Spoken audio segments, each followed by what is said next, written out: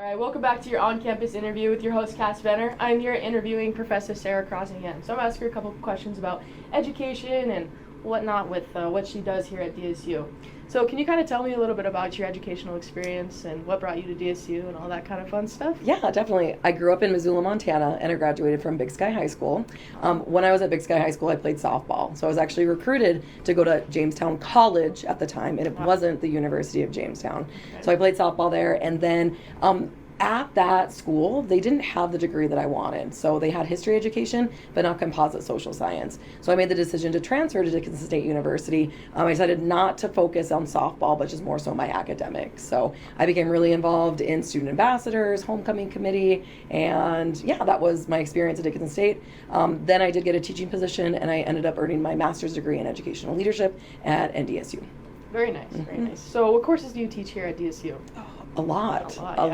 So one of the first classes that I teach is Introduction to Education and a pre-pro field experience that's attached to it. Okay. I also teach Teaching for Diversity, and there's a field experience that's attached to that as well. Gotcha. Ed Psych is another course that I teach, and then also Methods of Social Studies in both secondary and elementary. Very nice. What do you require with your field experiences in your classes? Yeah, great question. So depending on the placement that you're in, for pre-pro, we want our students to see all different types of teaching. So we have a placement at the elementary school, the middle school, and the high school. So the goal is for them just to see effective teachers.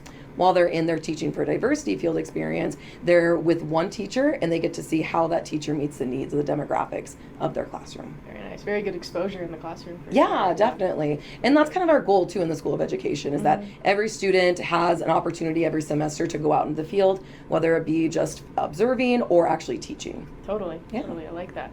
All right, so can you tell me about your SEA Education in Action event planned? Oh, Education in Action plan. Yes. So I'm really excited about it. Okay. It's going to be our first one that we're planning. Yes. Essentially, we are inviting area schools, juniors and seniors, to come to DSU, and we're just going to show off the School of Education. Okay. We have a presentation that's planned, a tour of the campus. They're going to sit in on some of our education courses. We have a lunch provided for them, and then we also have a panel discussion with some of our professors and students as well. Very good. I know. We're really excited. Yeah, would have loved that coming in, or signing with DSU and that kind of stuff, and all the options in education. So we're hoping that it takes off. This is the first time that we're doing it, so we're hoping that this event is successful and that we can use it many years to come.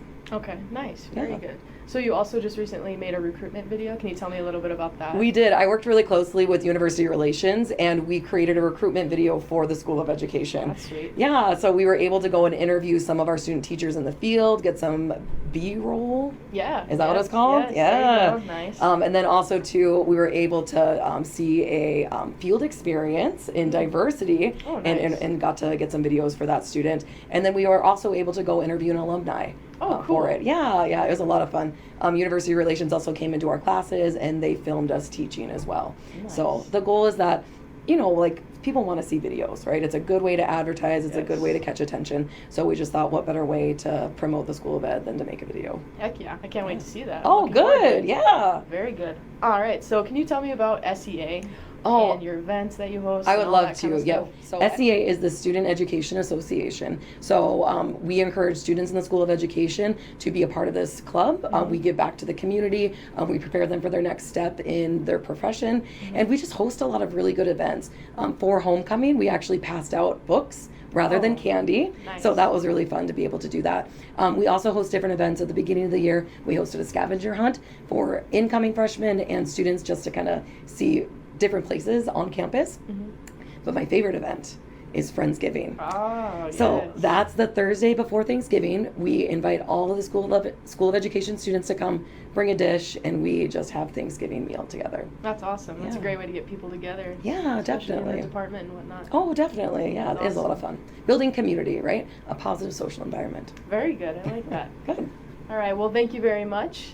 Stay tuned for our next bit of Are You Smarter Than a Fifth Grader? All right, welcome back. So we're going to start our bit of Are You Smarter Than a Fifth Grader? So I'm going to ask Professor Crossingham 2 questions from grades 1 through 5.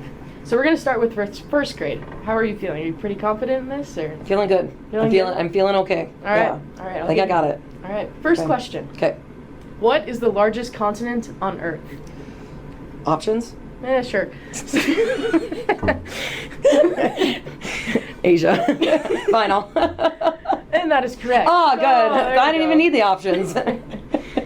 All right. How many years are in a century? Ooh, 100. Very good. 2 out of 2. Whew, Doing good. pretty well so far. Then pause. Now for our second grade questions. What is the fastest land animal? Cheetah, gazelle, elk, or lion? Ooh. I'm gonna say cheetah. All right. That is correct. Phew. Very good, very good. I mean, isn't there another one? Okay, anyways. Yeah. Yes. Yes. All right. How many legs does a spider have? 4, 6, 8, or 10? I'm gonna go 8. Final answer? Final. And that is correct. Yes. Now for our third grade questions. What is a force that occurs when one object rubs against another object? Radiation, magnetism, Tough word. conduction, and friction. I'm gonna say friction. All right. And that is correct. Yes. Very good. All right. Why are there tides in the ocean? The moon, the sun, volcanoes, or plants? I'm gonna say the moon. All right. That is correct. Yes. Very nice. Now for the fourth grade questions. Tough. Where's the coldest location on Earth? Antarctica, Belgium, Denmark, or Dublin? I'm gonna have to say Antarctica. Okay. And you are correct. Yes. All right. What is an energy stored in an object called? Ooh. Okay. Ooh. Potential energy, kinetic energy, force energy, and thermal energy. So what is the energy stored in a Object. stored in it? Yes. Potential energy. Nice Yes! work. Yes! Nice. And our final round with fifth grade questions. How are you feeling going into this final round? I'm feeling good. Yeah. Feeling confident. I'm feeling confident in you. You've been Thank You've been you. performing pretty well. Thank you. You're very competitive. Appreciate. I am very competitive, I so can tell. we need to win. Oh, I all right. need to win, I guess. Let's I'm see. just kidding. I'm just kidding. Let's see how these go. Okay. All right. What's the innermost color of a rainbow? Okay. Violet, red, purple, or vein? Well, like Roy G. Biv. Have you heard of that before? Yes, I have. So But there's 2 V's right here. I'm gonna say violet. All right. That's correct. Yes. That's good. Yes. Is this tough? It's kind of tough. Let's hear it. What is the total number of dots on a dice? Okay, I'm just gonna count them up really Okay, quick. So yeah. what are the options? 16, 18, Okay. 21, or 28? Is this like a random fact that like people should know? I'm not really sure. I hope not because I do not know. Okay, it. 6 plus 5 is 11. Yes. Plus 4 is 15. Mm-hmm. 18, 21. Is that an 21? option? That's it. That's an Okay. option. That is correct.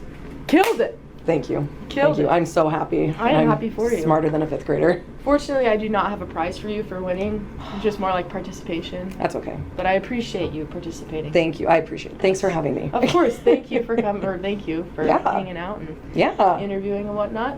All right, so stay tuned for Dallas's in-studio interview. Thank you. Hey guys, I'm Dallas Mitchell, your in-studio host today. Here with us today we have Coach Springer.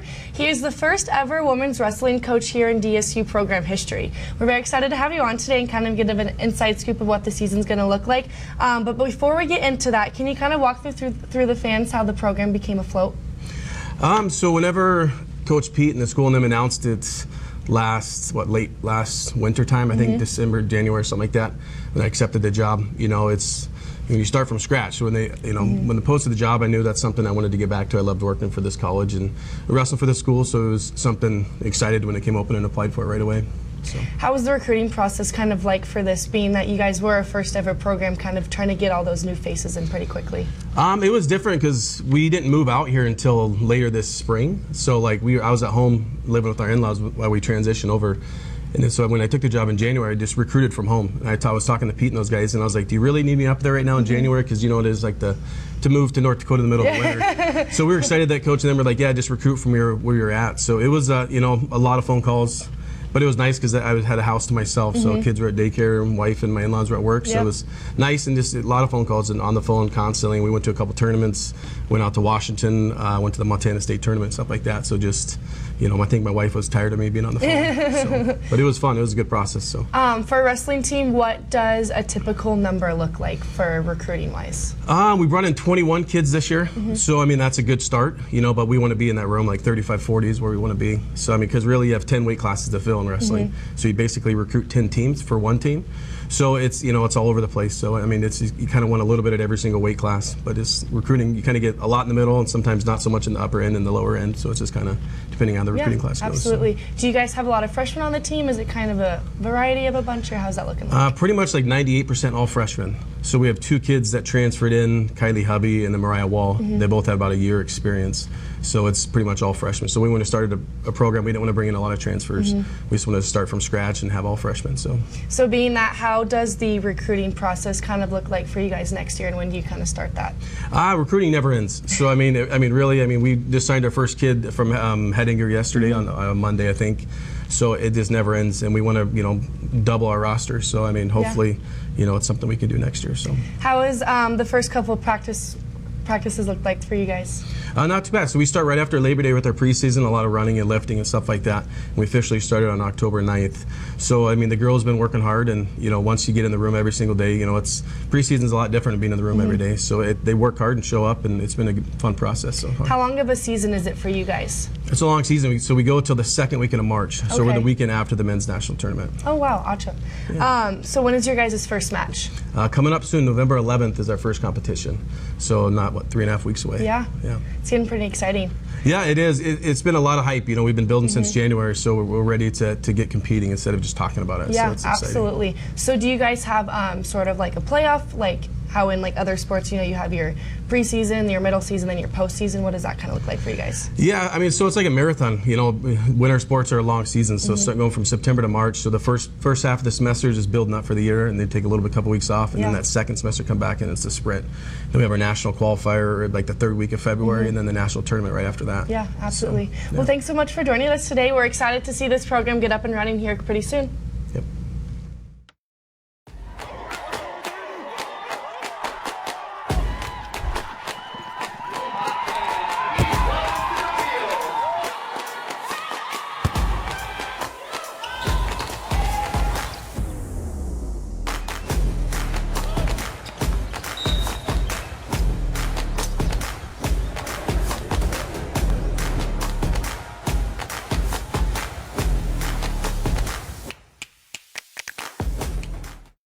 Welcome to the Hawk Talk segment, A Minute with Easton, where we give President Easton 60 seconds to answer a question.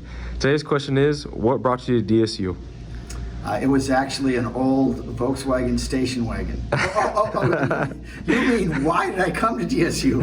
Okay. I'm actually the 3rd generation of my family that went to Dickens Estate, so it was always a part of our family. Both my grandmothers and my dad also attended Dickens Estate. And so for me, the decision, it was an institution that had always been in our family, but it was the small size of Dickens Estate and the opportunity to participate in things that I wouldn't have had a chance to participate in at a larger school. That was the big factors for me in deciding to come here. Awesome. Thank you so much, President Easton, for your time. How's it going, everybody? My name is Xander, and I'm here with your weekly recap. Last week, both our cross-country teams were in Yankton, South Dakota, competing in the Mount Marty Invitational. That was their last race until conference, which is set in November. Last week, the football team was on bye, but this week they'll be taking on Waldorf as they go through their second run-through of the conference. We will be at home for that game, so make sure to come out and support the Blue Hawks. Last week, the volleyball team played in Mayville. And lastly, I want to give a huge shout-out to our spectators and supporters for always keeping up with Hawk Talk and our weekly sports. Thank you. Hawks are up.